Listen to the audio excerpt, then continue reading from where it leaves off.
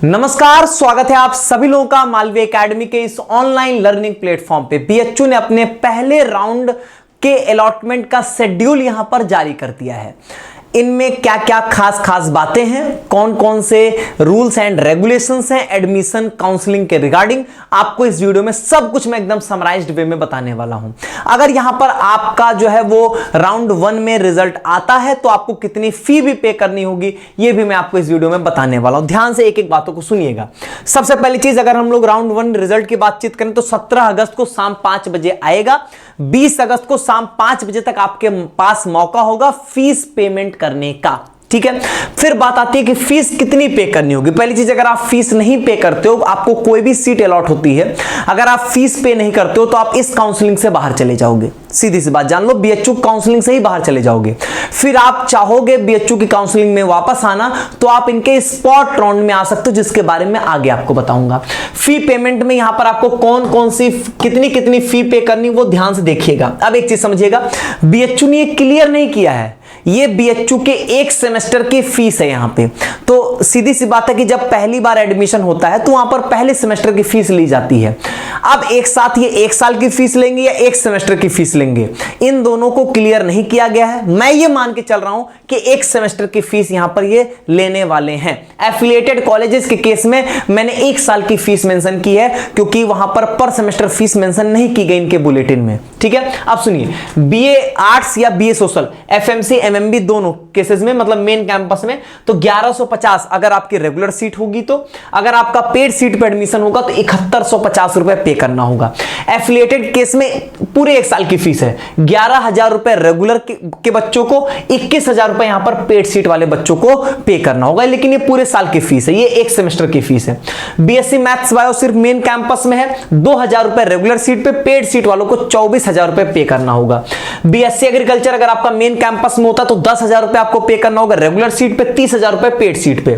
RGSC में कोई regular paid नहीं होता, वो स्पेशल कोर्स है वहां पे, इसलिए वहां पर 30,000 रुपए टोटल फीस लगेगी आपको।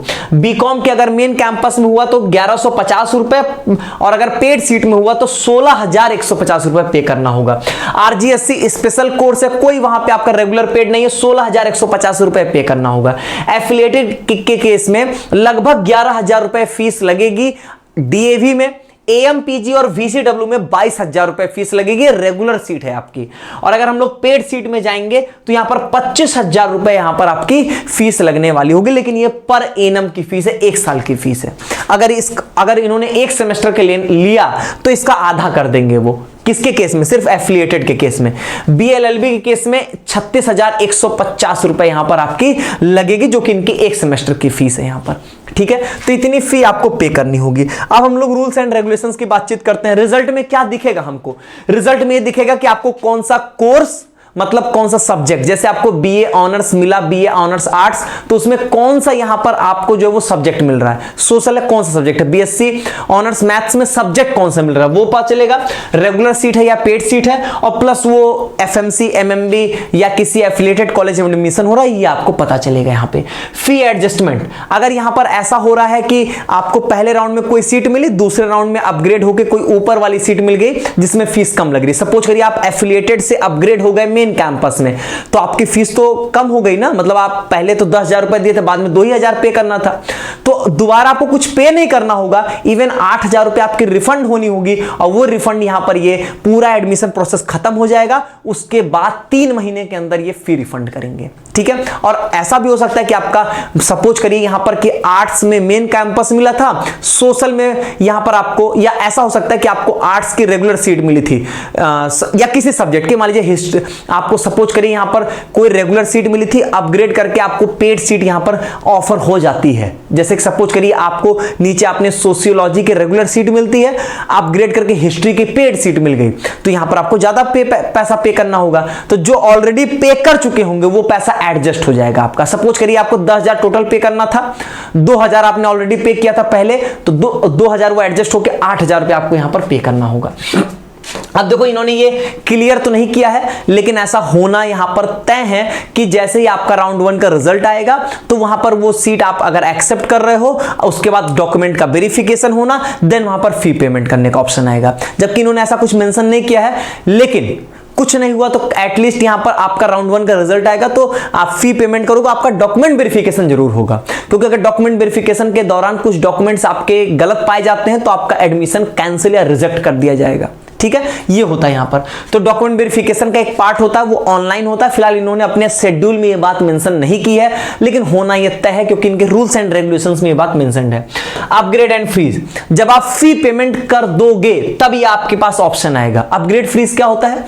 जैसे मान लीजिए आपको कोई लोअर प्रेफरेंस मिला है, हायर प्रेफरेंस आप चाह रहे हो, तो उसके लिए हमको लगाना होगा अपग्रेड। जैसे आपको 12वें नंबर का प्रेफरेंस मिला है, आप चाह रहे हो कि 12वें से हम पहुंच जाए चौथे 5वें पे, तो उसके लिए आपको अपग्रेड पे लगाना होगा। Depend on seat availability and merit पे आपके यहां पर अपग्रेडेशन किया जाता है। फ्रीज मतलब वही आपको मिल जाएगा, फिर आप ऊपर नहीं जा सकते, वही टिक जाओगे।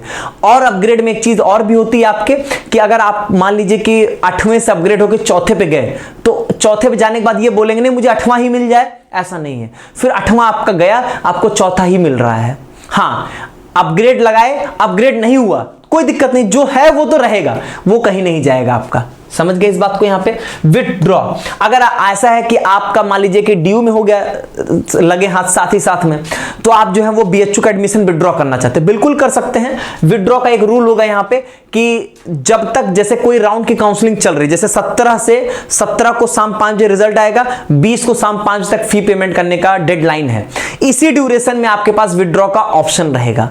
सिमिलरली अगले राउंड के लिए भी ऐसा नहीं कि आप पहले राउंड में विड्रॉ नहीं कर पाए तो दूसरे में नहीं कर सकते हैं, दूसरे तीसरे किसी राउंड में आप कर लीजिए, उससे कोई दिक्कत नहीं यहां पे।